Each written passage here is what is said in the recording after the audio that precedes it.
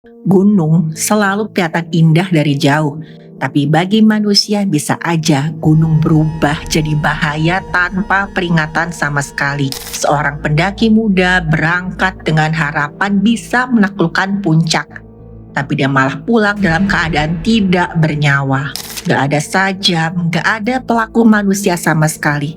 Hanya ada satu kilatan cahaya, dan itu cukup untuk menghentikan jantung, otak, dan semua sistem hidup dalam sepersekian detik. Ini adalah kisah ketika alam bertindak dan forensik mencoba membaca jejaknya.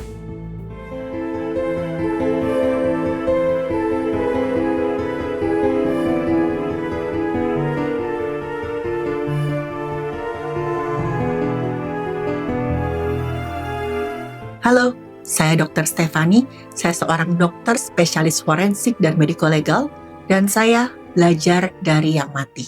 Dalam dunia forensik, alam bisa menjadi pelaku penghilangan nyawa yang tidak punya motif sama sekali. Sering banget nih, alam hanya meninggalkan akibat tanpa peringatan. Contohnya, situasi alam Gunung Merbabu yang baru aja merenggut nyawa seorang pendaki muda. Ada seorang perempuan berusia 22 tahun, dia mulai langkahnya dengan penuh harapan. Dia bawa ransel di punggung dengan harapan ingin mencapai puncak Merbabu. Perempuan ini tergabung dalam rombongan pendakian terbuka, yang mana ada belasan orang, sebagian besar itu baru saling kenal.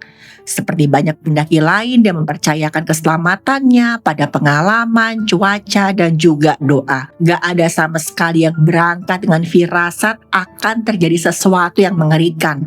Karena memang teman-teman yang namanya tubuh manusia seringkali tuh gak terlalu bagus dalam memprediksi bahaya apalagi dari alam. Di dunia forensik, justru penghilangan nyawa seperti inilah yang paling sulit diterima oleh keluarga karena datang tanpa niat jahat sedikit pun. Sekitar jam 10 pagi, rombongan meninggalkan base camp dengan cuaca yang masih kelihatan bersahabat. Semuanya masih lancar. Saat itu Gunung Merbabu kelihatan sangat tenang. Tapi secara atmosfer, sistem badai mulai terbentuk tanpa bisa dilihat mata manusia. Seperti yang saya bilang tadi, tubuh manusia tuh gak punya sensor alami untuk membaca akumulasi muatan listrik di awan. Dalam ilmu forensik lingkungan, inilah celah antara persepsi aman dan juga bahaya yang nyata ada. Menjelang sore, suhu mulai menurun, mulai dingin, awan gelap mulai menggantung di atas jalur pendakian. Mulailah keringatan membasahi tubuh para pendaki, menjadikan tubuh mereka secara gak sadar konduktor atau penghantar listrik yang sangat-sangat baik.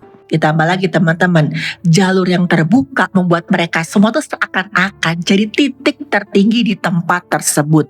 Dalam ilmu fisika, titik tertinggi selalu menjadi kandidat utama jalur pelepasan muatan listrik. Sekitar jam 4 sore hujan ringan mulai turun. Ada angin, suara gemuruh kedengaran jauh di langit sana.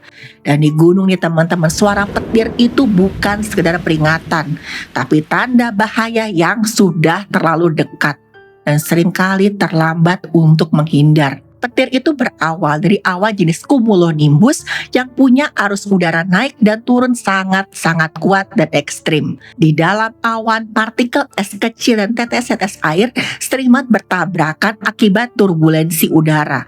Tabrakan ini memisahkan muatan listrik, di mana bagian atas awan itu bermuatan positif dan bawahnya negatif. Muatan negatif di dasar awan menimbulkan muatan positif induksi di permukaan bumi, tepat di bawah awan tersebut. Ketika terjadi perbedaan muatan listrik antara awan dan bumi, lama-kelamaan jadi sangat besar perbedaannya. Disinilah udara yang biasanya bersifat menghambat atau isolator mulai jebol. Terbentuklah jalur ionisasi udara yang menjadi jalan bagi loncatan listrik bertegangan sangat-sangat tinggi. Lonjakan listrik inilah yang kita kenal sebagai petir, disertai kilatan cahaya dan gelombang suara berupa guntur, atau kita kenal juga dengan suara geledek. Dan petir gak selalu menyambar secara langsung, tapi bisa mengenai manusia melalui berbagai mekanisme. Sambaran langsung bisa terjadi ketika tubuh manusia menjadi titik tertinggi atau jalur paling paling mudah untuk dilewati listrik. Dan yang namanya sambaran gak langsung bisa terjadi melalui pohon, batu, atau benda-benda lain yang tersambar lebih dulu. Arus petir juga bisa merambat melalui tanah basah dan masuk ke tubuh melalui kaki, disebut juga dengan ground current. Dan tubuh manusia yang basah oleh hujan atau keringat menjadi penghantar listrik yang sangat baik. Sekarang teman-teman tahu kan kenapa orang tua kita melarang kita main hujan? Ini salah satu bahayanya. Bagaimana dengan penangkal petir? Logam itu nggak secara langsung menarik petir, tapi bisa menghantarkan arus listrik yang sudah ada. Karena proses ini berlangsung dalam mikrodetik, manusia sering banget nggak punya waktu untuk bereaksi apalagi menghindar. Dan teman-teman, inilah yang terjadi pada para pendaki di Merbabu. Saat itu tiba-tiba aja petir menyambar dengan kecepatan yang melampaui kemampuan refleks manusia. Arus listrik yang sangat kuat masuk ke dalam tubuh melalui titik dengan resistensi atau tahanan yang paling rendah. Dalam kasus ini pakaian basah dan posisi tubuh menjadi faktor yang sangat fatal. Dan ingat, jantung manusia sangat-sangat sensitif terhadap arus listrik eksternal. Satu lonjakan listrik aja cukup memicu henti jantung seketika. Otak kehilangan suplai oksigen bahkan sebelum tubuh sempat jatuh. Dalam ilmu forensik teman-teman, hilangnya nyawa seperti ini disebut dengan hilangnya nyawa instan tanpa fase penderitaan panjang. Saat itu, tubuh korban jatuh tanpa kesadaran, bukan gara-gara trauma mekanik, tapi kegagalan sistem organ tubuh. Ketika itu terjadi, teman-teman, rekan-rekan pendaki perempuan ini sadar korban gak bergerak setelah sambaran tersebut. 2 orang porter yang ikut langsung memberi laporan ke petugas Taman Nasional Gunung Merbabu. Tim evakuasi menerima laporan dan bergerak menuju lokasi. Saat itu teman-teman, medannya licin, cuacanya ekstrem, udah pasti memperlambat proses penyelamatan. Ketika tim tiba, korban sudah dinyatakan tidak bernyawa di lokasi. Dalam forensik lapangan, penentuan hilangnya nyawa seorang itu berdasarkan respon neurologis dan juga tanda-tanda vital. Ketika saat itu diperiksa, sama sekali nggak ada tanda kekerasan dari manusia lain. Tapi yang namanya nadi sudah nggak ada, napas sudah nggak ada, dan lingkungan sekitar menunjukkan tanda-tanda sambaran petir. Ini memperkuat dugaan bahwa hilangnya nyawa korban adalah akibat faktor alam. Tubuh manusia bekerja dengan sinyal listrik internal, dan petir bawa energi ribuan kali lebih besar dari sinyal saraf manusia. Ketika 2 sistem listrik bertabrakan, tubuh udah pasti akan kalah. Gak akan sempat nih adanya adaptasi tubuh untuk menahan sambaran petir. Inilah teman-teman kenapa korban seringkali tampak seperti sedang tertidur. Gak ada ekspresi nyeri karena otak sudah hilang fungsinya lebih dulu. Tubuh jatuh bukan gara-gara lemes, tapi karena sistem sarafnya sudah gak berfungsi lebih dulu. Dari luar, hilangnya nyawa kelihatan sunyi dan juga seakan-akan tenang. Gak selalu ada luka bakar besar yang bisa kelihatan dengan mata manusia, karena panas petir berlangsung terlalu singkat untuk membakar kulit secara luas. Kerusakan utama terjadi di dalam, pada bagian jantung dan juga otak. Kadang-kadang muncul juga pola bercabang di kulit yang disebut dengan figur Lichtenberg. Pola ini adalah jejak listrik, tapi bukan luka bakar. Jejak ini bisa menghilang dalam hitungan jam. Resusitasi atau bantuan hidup pada korban sambaran petir langsung itu sering banget gak berfungsi, karena sering banget sudah sangat terlambat. Bukan gara-gara terlambat penanganan, tapi karena kerusakannya sudah fatal dalam waktu yang singkat. Dan sebab korban hilang nyawa itu ditetapkan sebagai faktor alam. Jasad korban kemudian dibawa ke RSUD Munthilan untuk diperiksa lebih lanjut oleh tim forensik. Hasil pemeriksaan korban menunjukkan terdapat luka bakar di beberapa bagian tubuh, antara lain di bagian leher, dada, pinggang, dan juga pinggul. Total luka bakarnya sekitar 27% di permukaan tubuh. Waktu itu korban menggunakan jam tangan. Logam pada jam tangan menghantarkan arus listrik sehingga panas terkonsentrasi pada kulit di bawahnya, menyebabkan luka bakar derajat ringan hingga sedang. Dan pola lukanya mengikuti bentuk jam tangan yang dikenakan oleh korban. Selain itu teman-teman, sama sekali gak ditemukan tanda-tanda kekerasan dan mengarah ke tindak pidana penganiayaan.